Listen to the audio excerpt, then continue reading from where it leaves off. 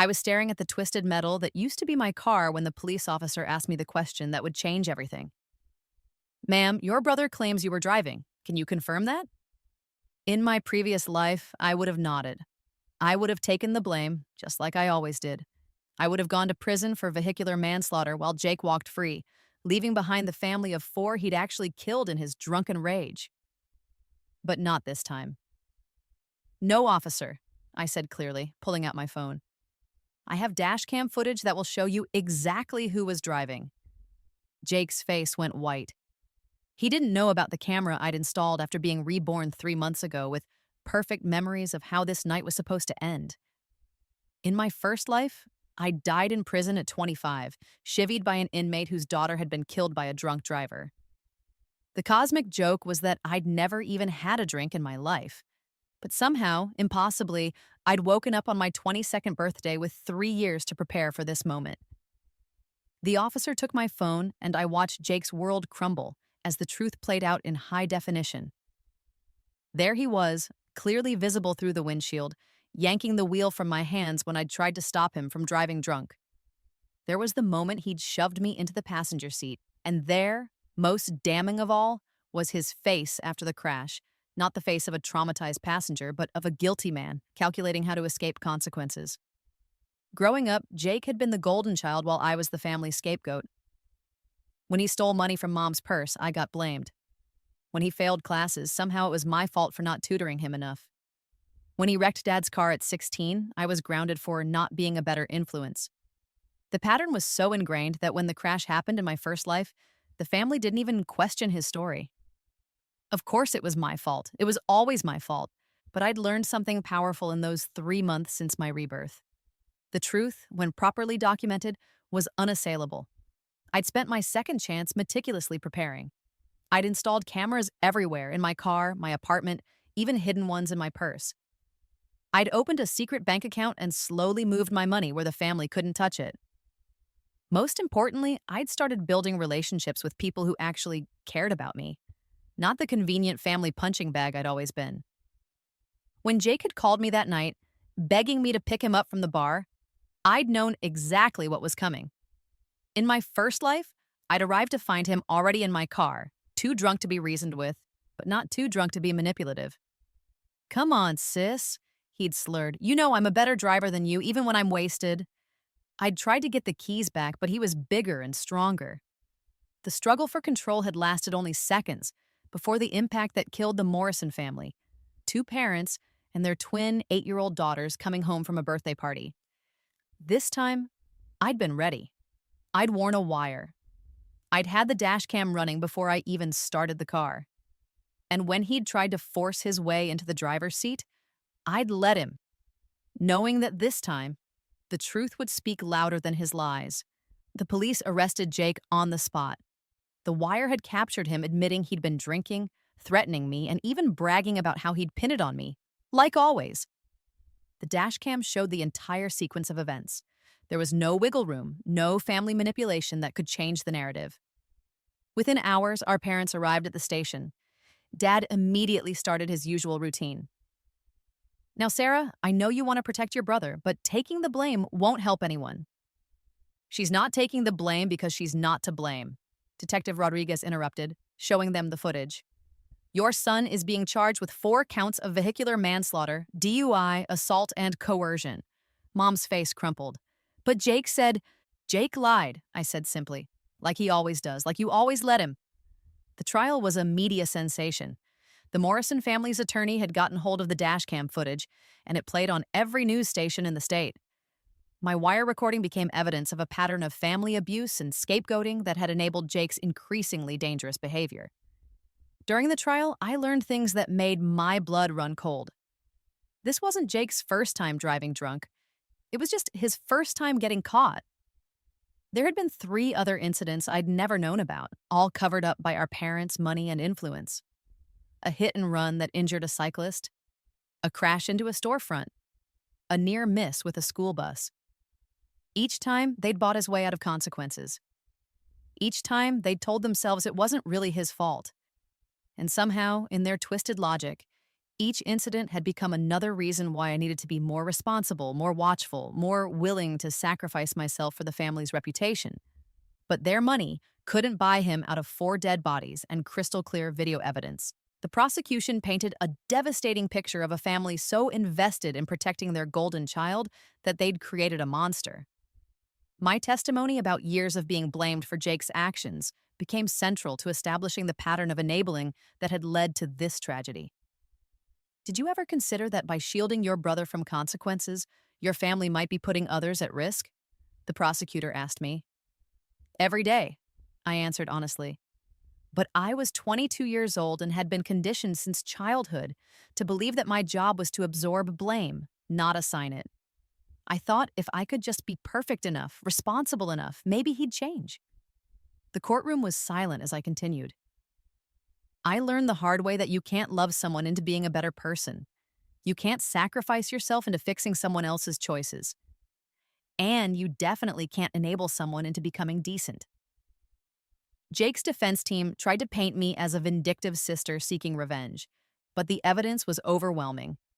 The dash cam, the wire recording, the documentation of his previous incidents, and my own testimony created an airtight case. The Morrison family's victim impact statements were devastating. Emily Morrison's father spoke directly to my parents. Your son didn't just kill my family that night. Your decades of excuses and cover-ups killed them. Every time you paid off a victim, every time you blamed someone else, you taught him that other people's lives don't matter. Jake was sentenced to 25 years in prison without the possibility of parole for 12 years. The judge specifically noted that the family's pattern of enabling had contributed to the severity of the sentence, but the legal victory was only the beginning of my real revenge. Within days of the sentencing, I went to visit my parents. They'd aged years in the months since the crash, their golden child finally revealed as the monster I'd always known him to be. We need to talk about restitution, I told them calmly. Dad's lawyer had already informed them that the Morrison family's civil suit would likely bankrupt them. The house, the business, the vacation home, all of it would go to pay for the lives Jake had stolen. Sarah, honey, Mom said desperately, maybe you could take out loans, help us keep the house. We're still your family. I looked at this woman who had spent 22 years teaching me that my worth was measured by my willingness to suffer for others' mistakes, who had stood by silently while I was blamed for everything from broken dishes to her son's failing grades, who had never once asked if I was okay, if I needed help, if I deserved better. No, I said simply, you made your choice. Every time you chose him over justice, over honesty, over me. This is the consequence of that choice. Dad tried anger next. You can't just abandon your family. After everything we've done for you. Everything you've done for me? I laughed bitterly. You mean like the college fund you spent on Jake's legal fees when he got his second DUI? Or like the time you made me pay for his car repairs after he crashed it into Mrs. Peterson's fence? Or maybe you mean the therapy bills you refused to pay because you said I was too sensitive to need help. I pulled out a folder I'd prepared. Actually, let's talk about everything you've done for me. I've calculated it. Over the past 4 years, you've cost me approximately $47,000 in money I've had to spend cleaning up Jake's messes. Money I earned working 2 jobs while going to school full-time. The folder contained receipts, bank statements, and a detailed accounting of every cent I'd been forced to pay for Jake's mistakes. Car repairs, legal fees, property damage, and countless smaller amounts I'd handed over to help the family. All money that had ultimately enabled Jake's destructive behavior. I want it back, I said. All of it, with interest. Mom started crying. We don't have that kind of money, especially not now. Then you'll need to figure it out. Just like I had to figure out how to survive on ramen noodles for months after paying for Jake's latest crisis. Just like I had to figure out how to rebuild my credit after you convinced me to co-sign for his apartment lease. What they didn't know was that I'd already solved their money problems, just not in the way they'd hoped. 3 days after the sentencing, I met with the Morrison family's attorney. I'd been following the civil case closely, and I had a proposition.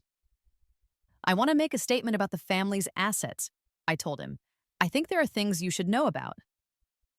Over the next hour, I provided detailed information about every hidden account, every shell company, every piece of property my parents had tried to shelter from the lawsuit. I knew about all of it because I'd been the one doing their books for years, another family responsibility that had been dumped on me because I was so good with numbers.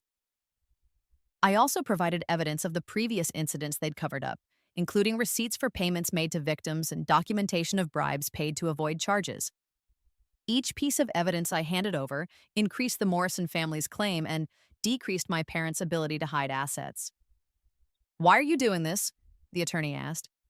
"Because 4 people are dead and my family's money was used to ensure their killer never faced consequences until now," I replied.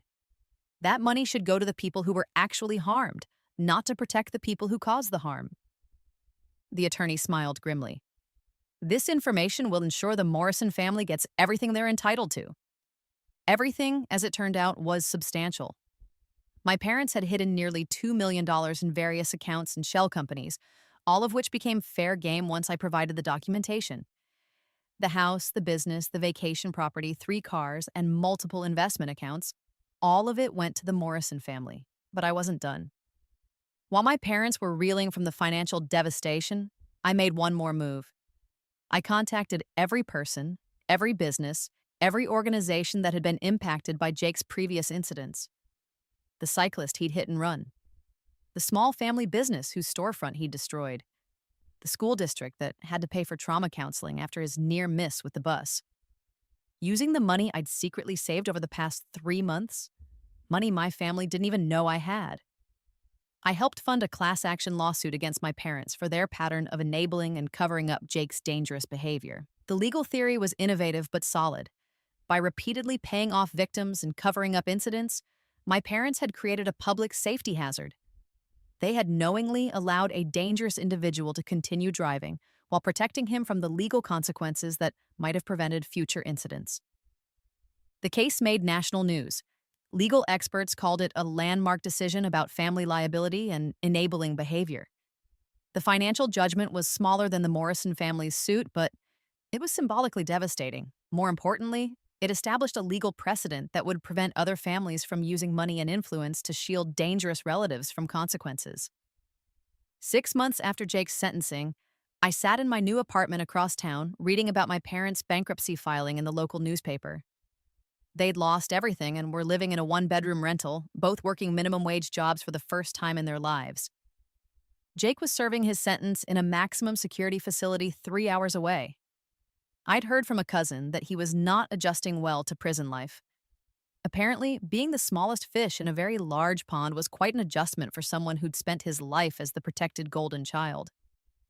My phone buzzed with a text from Mom. "Sarah, please, we need help. We can't afford groceries this week." I deleted the message without responding. The next text came an hour later. "Your father had a heart episode. We can't afford his medication." I forwarded the message to my cousin Rebecca with a note. "In case you want to help them, I'm not available." Rebecca texted back, "Good for you. Dad told me what they did to you all those years. They made their bed." That evening, I was cooking dinner in my beautiful new kitchen when my doorbell rang. Through the peephole, I saw my mother standing on my doorstep looking haggard and desperate. I didn't open the door. "Sarah, I know you're in there," she called. "Please, just talk to me." I sat on my couch and continued reading my book. "We're your parents," she said, her voice breaking. "Doesn't that mean anything?" I thought about all the times I'd begged them to love me as much as they loved Jake. All the times I'd asked them to believe me over him. All the times I'd needed them to choose justice over convenience. "We made mistakes," Mom continued, "but we can't change the past. Don't you think we've suffered enough?" Suffered enough. I almost laughed. They'd lost their money and their golden child. I'd lost my life. In my first life, I'd died alone in a prison cell, abandoned by the family I'd sacrificed everything to protect. I died believing I deserved it, that somehow my existence had been so fundamentally wrong that taking the blame for other people's crimes was the best I could hope for. But this life had taught me something invaluable. Suffering wasn't currency, and martyrdom wasn't love. After an hour, Mom gave up and left. I watched from my window as she walked slowly to the bus stop, her shoulders shaking with sobs. I felt nothing. 2 years later, I was thriving in ways I'd never imagined possible.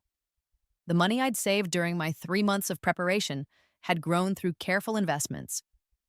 I'd finished my degree and started my own accounting firm, specializing in helping victims of financial abuse recover hidden assets. My first major case was representing a woman whose ex-husband had hidden millions in divorce proceedings. Using the skills I'd learned uncovering my parents' financial secrets, I'd helped her recover enough money to secure her children's futures. The work was deeply satisfying. Every case was a chance to ensure that victims got justice instead of being told to forgive and forget. I'd also started speaking at conferences about enabling behavior and family scapegoating. My story had become a case study in law schools and psychology programs across the country. During one speaking engagement, a young woman approached me afterward. "I'm living your old life," she said quietly. "I'm always the one who gets blamed when my brother screws up. Last week, he stole money from our grandmother, and somehow, my parents convinced her it was my fault for not watching him closely enough." I gave her my card.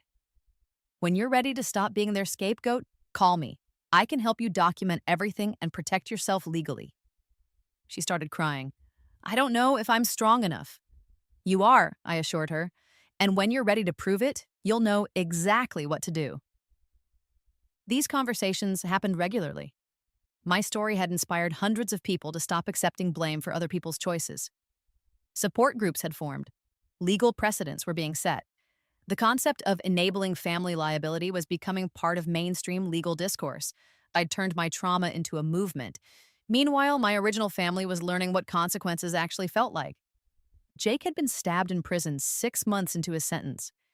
He'd survived, but the experience had apparently been a reality check about his place in the world. According to my cousin, he'd found religion and was now spending his time writing letters to the Morrison family, begging for forgiveness that would never come. My parents had both taken jobs at a call center, working evening shifts for $12 an hour. Dad's heart condition had worsened due to stress, and they were struggling to afford his medications. They'd applied for government assistance and food stamps, programs Dad had spent years railing against as handouts for lazy people. The irony was lost on no one. They'd tried reaching out to me exactly 4 times in 2 years. Each attempt became more desperate and manipulative. First, it was guilt. "We're your parents, you owe us your loyalty." Then it was blame. "Your selfishness destroyed this family." Then it was bargaining. "If you help us just this once, we'll never ask again." Finally, it was threats. "We'll tell everyone what you really did. We'll expose you." That last threat had actually made me laugh. Expose me for what? Telling the truth? Refusing to enable a killer? Declining to sacrifice my future for their comfort? I'd sent them a single response. "Go ahead, the truth is already public record." They never contacted me again. On the 3rd anniversary of the crash, I received an unexpected letter. It was from Emily Morrison's mother, the woman whose family Jake had destroyed. "Dear Sarah," it began, "I wanted you to know that the money from the civil judgment allowed us to establish a foundation in our daughters' names. We provide college scholarships for young women who have overcome family trauma and abuse." The letter continued. "Your courage in telling the truth not only gave us justice for our family, but it prevented your brother from hurting others. You saved lives by refusing to enable him anymore." It ended with an invitation. "We'd be honored if you'd consider joining our board of directors. Your experience with family scapegoating and your work helping other victims makes you exactly the kind of person we need." I called her that same day and accepted. Working with the Morrison Foundation became one of the most meaningful parts of my new life. We funded legal aid for abuse victims, supported research into enabling behaviors, and provided scholarships for young women escaping toxic family dynamics. Every month, I'd read applications from girls who reminded me of my younger self, girls who'd been trained to absorb blame, to minimize their own needs, to sacrifice themselves for family harmony. And every month, we'd award scholarships to young women who were brave enough to choose themselves over their family's dysfunction. 5 years after the crash, I was featured on the cover of a national magazine as one of 40 under 40 people changing the world. The article detailed my work with financial abuse victims and my advocacy for legal reforms around enabling behavior. The photo showed me in my office, surrounded by case files and legal books, with a wall of thank you letters from clients behind me. I looked confident, successful, and genuinely happy. But the most satisfying part of the article wasn't the accolades. It was the final paragraph, which mentioned that my work had directly led to the prosecution of 12 other cases involving family enabling of dangerous behavior. 12 other families who would no longer be able to use money and influence to shield their loved ones from consequences. 12 other potential victims who would be spared because enablers were finally being held accountable. The magazine interview had included one question about my family. Do you ever regret the estrangement from your parents and brother? My answer was printed in bold text as a pull quote. I don't regret choosing truth over comfort, justice over loyalty, or my future over their past. The only thing I regret is how long it took me to realize I had a choice. That same week, I received a friend request on social media from Jake. He was now 6 years into his sentence and apparently had access to supervised internet time. His profile picture showed a man who looked decades older than his 28 years. I declined the request and blocked him immediately. But curiosity got the better of me, and I asked my cousin what she knew about his current situation. He's been trying to get people to visit him, Rebecca told me. He's convinced that if he can just apologize to you, somehow that will fix everything. He keeps talking about making amends and how he's found God. Interesting, I replied. Did you tell him I'm not interested in his spiritual journey? I told him you've moved on with your life and he should focus on serving his sentence, Rebecca said. But Sarah, there's something else. He's been telling people that you framed him, that you somehow orchestrated the whole thing to get revenge. I actually smiled at that. Good. Let him tell people that. It makes him sound even more delusional. Doesn't it bother you that he's trying to rewrite history? Rebecca, I said patiently, he can tell whatever story he wants from his prison cell. The truth is on video, played in court, and preserved in legal records. His delusions can't change facts.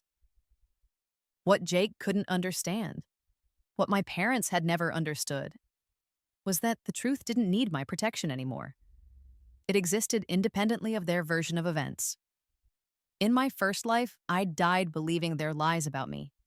I'd accepted that I was the problem, the burden, the one who somehow deserved to pay for everyone else's mistakes. But this life had taught me that other people's refusal to accept reality didn't make reality less real. 7 years after the crash, I was invited to give the keynote speech at a national conference on family trauma and abuse. The theme was Breaking Cycles of Enabling and Scapegoating. Standing at the podium, looking out at an audience of therapists, legal professionals, and survivors, I felt the weight of how far I'd come. People often ask me if I miss my family, I began. If I regret choosing justice over forgiveness, accountability over reconciliation. The room was silent, hanging on every word. What they don't understand is that I didn't choose justice over family. I chose actual love over the performance of loyalty. I chose my authentic self over the role of family scapegoat.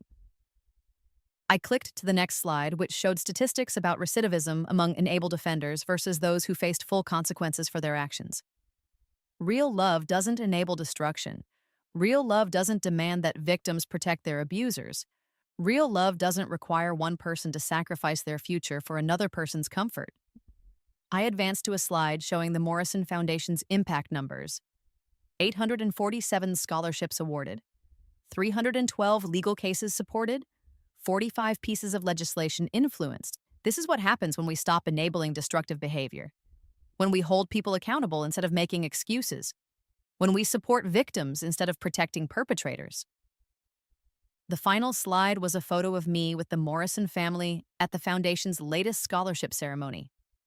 We were surrounded by young women who had escaped toxic family situations and were now thriving in college and careers. My brother is serving a 25-year sentence for killing 4 people. My parents lost everything when their pattern of enabling was exposed in court. And I've never been happier or more at peace. The applause was thunderous. During the quanda, a young man raised his hand.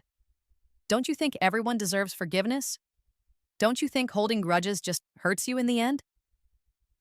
It was a question I'd heard countless times, always from people who had never been in my situation. Forgiveness and accountability aren't mutually exclusive, I replied. I've forgiven my family for the damage they did to me. But forgiveness doesn't mean forgetting, and it doesn't mean enabling further harm. I paused, thinking of all the victims who'd been told to forgive and forget while their abusers continued hurting others. My brother forgave himself for every drunk driving incident before the fatal one. My parents forgave themselves for every cover up, every bribe, every time they chose convenience over justice. Their forgiveness of themselves is exactly what enabled them to keep escalating their harmful behavior. The young man looked uncomfortable, but I continued. Real accountability means accepting that some choices have permanent consequences. My brother will never get those 25 years back. The Morrison family will never get their loved ones back. And I will never get the childhood or young adulthood I deserved. I smiled slightly. But I got something better.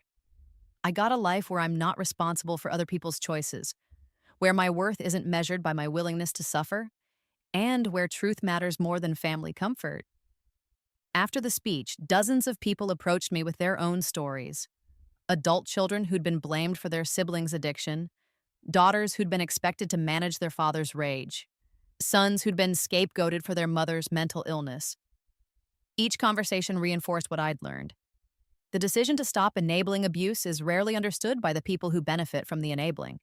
But it's always understood by the people who've been harmed by it. 10 years after the crash, I married Dr. James Chen, a trauma therapist I'd met through my advocacy work. Our wedding was small and intimate, attended by chosen family rather than biological family. Rebecca was my maid of honor. The Morrison family attended, as did dozens of colleagues and clients whose lives had been impacted by my work. There were no empty chairs for absent family members, no moments of silence for relationships that could have been. Instead, there was pure joy, unmarred by obligation or guilt. During his toast, James said something that perfectly captured my journey. Sarah didn't just survive her family's dysfunction. She transformed it into a force for justice that has helped hundreds of people. That's not spite or revenge, that's alchemy. We honeymooned in Italy, and I felt the profound peace that comes from living an authentic life. I wasn't performing the role of dutiful daughter, long-suffering sister, or family scapegoat. I was simply myself, someone who had chosen truth over comfort and built a meaningful life on that foundation. While we were traveling, I received a letter that had been forwarded from my office. It was from Jake, now 10 years into his sentence. I almost threw it away without reading it, but something made me open it. Sarah, it began, I know you probably don't want to hear from me, but I need you to know that I understand now. I understand what I put you through, what our parents put you through, and why you did what you did. The letter continued for 3 pages, detailing his journey through addiction recovery, therapy, and what he called authentic accountability. I'm not asking for forgiveness, he wrote near the end. I know I don't deserve it, and I know it's not owed to me. I'm just asking that you know that you were right about everything, and I'm sorry it took 4 people dying and 10 years in prison for me to see it. I read the letter twice, then filed it away without responding. James found me that evening on our hotel balcony, looking out over the Mediterranean. Everything okay? He asked. Perfect, I replied, and meant it. Jake's acknowledgement of the truth was satisfying, but it wasn't necessary for my peace. I'd built my happiness on a foundation of my own choices, not on other people's recognition of their mistakes. 15 years after the crash, my book, Scapegoat No More, Breaking Free from Family Enabling, became a bestseller. It was part memoir, part legal guide, and part psychological analysis of how families create and maintain scapegoat dynamics. The book tour took me to 43 cities, where I spoke to thousands of people who saw their own experiences reflected in my story. During one event, a woman in her 60s approached me with tears in her eyes. I've spent my whole life taking the blame for my brother's addiction, she said. My parents are both dead now, but I'm still sending money to clean up his messes. After hearing your story, I realize I don't have to keep doing this. These conversations happened in every city. Adult children who'd been trained to absorb blame, to minimize their own needs, to sacrifice themselves for family dysfunction. Each person who chose to break the cycle was a victory that went far beyond my own story. The book also attracted criticism from people who believed family loyalty should override all other considerations.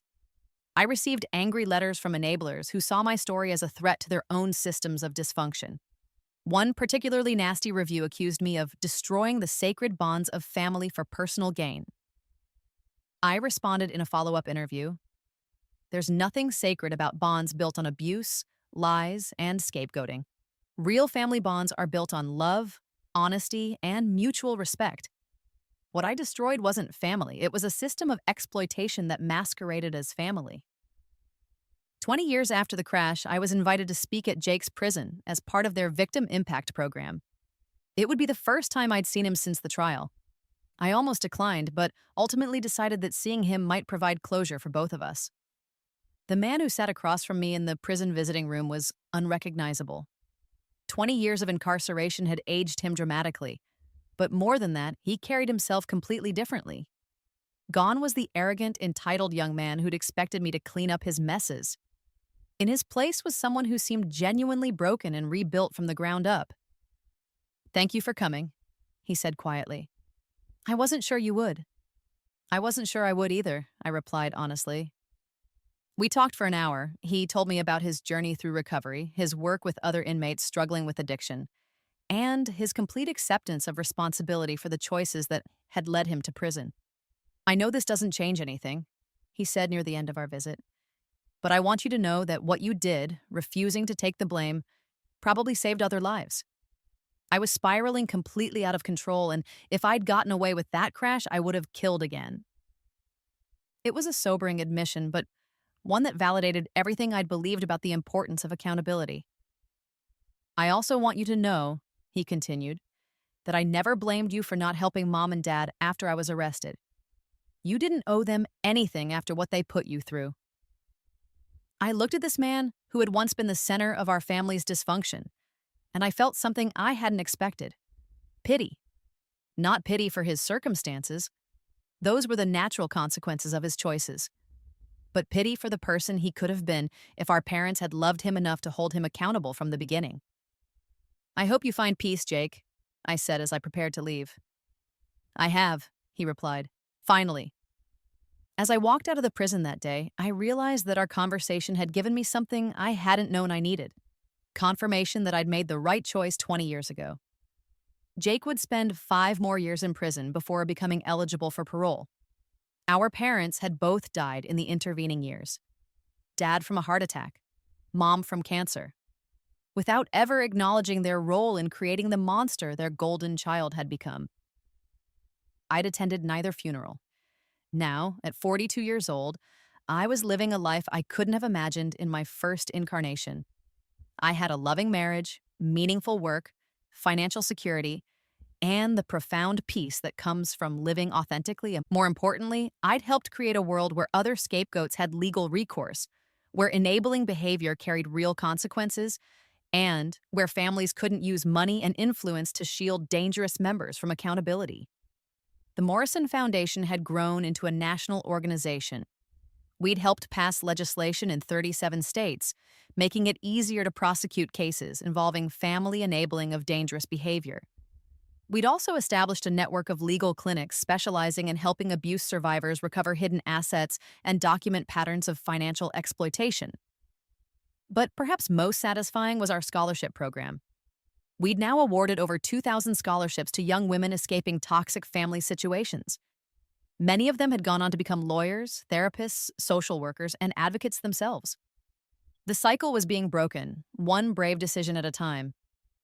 On the 25th anniversary of the crash, I visited the Morrison Family Memorial for the first time. It was a beautiful garden with 4 trees planted in memory of the family members Jake had killed. Standing there, I thought about the butterfly effect of that night. Jake's choice to drive drunk had killed 4 innocent people. My parents' choice to enable him had made that tragedy possible. And my choice to tell the truth had prevented future tragedies while creating a movement for accountability. Every choice had consequences that rippled outward, affecting countless other lives. As I placed flowers at the memorial, I felt the presence of the Morrison family, not as ghosts, but as the reason why my work mattered. Their deaths had meaning because they'd led to changes that protected other families. That evening, James and I sat on our back porch, watching the sunset. We'd built a beautiful life together, complete with adopted twin daughters who would grow up knowing they were valued for who they were, not for their willingness to absorb blame for others. Any regrets? James asked, as he often did on significant anniversaries. I thought about my first life, where I died young and alone, convinced I deserved to pay for crimes I didn't commit. I thought about my family of origin, who'd lost everything because they'd confused enabling with love. Just one, I said finally. I regret that it took dying and being reborn for me to learn that I deserved better. James squeezed my hand. But you learned it eventually, and you've helped thousands of other people learn it too. As darkness fell, I reflected on the truth I discovered through this incredible second chance. Redemption isn't about forgiveness or reconciliation. It's about choosing to break destructive patterns, even when that choice comes with a cost. My family had taught me that love meant sacrifice, that loyalty meant silence, and that family came first no matter what harm that family caused. But I'd learned that real love requires accountability, that true loyalty includes holding people responsible for their choices, and that family should be defined by care and respect rather than blood and obligation. 25 years after refusing to take the blame for my brother's car crash, I was exactly where I belonged, free from their dysfunction, surrounded by people who valued truth over comfort, and using my experience to help others escape the roles they'd been assigned in their family's toxic dynamics. Jake was serving the consequences of his choices. My parents had faced the results of their enabling, and I was living the life I'd always deserved but never believed was possible. The truth had set me free, and I'd used that freedom to help set others free as well. That was the real victory. Not just escaping the role of family scapegoat, but transforming that experience into a force for justice that would outlast all of us. As I headed inside to check on my daughter's homework, I smiled at the thought of the women they would become. Strong, authentic, unafraid to tell the truth even when it was difficult. They would never know what it felt like to be a scapegoat because I would never allow anyone to treat them that way. The cycle was finally permanently broken.